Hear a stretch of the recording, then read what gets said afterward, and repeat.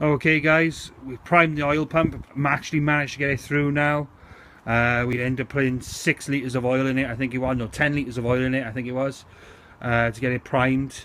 Turns out we got stuck with the oil filter. It was filling the oil filter. I'd put a relocation kit on there somewhere. It's run into the oil filter, but nowhere else. Turns out it was a dodgy oil filter. But yeah, so here's the first start. So fingers crossed it fires anyway. Fingers crossed. Oh, Jesus, I'm getting old for this. Okay, so look.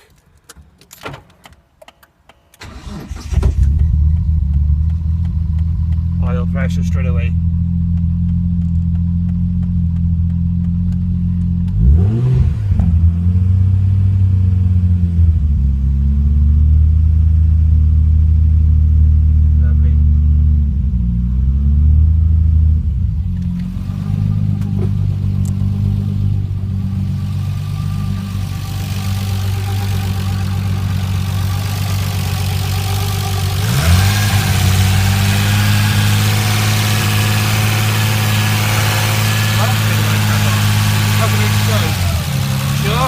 I don't want to catch my fingers.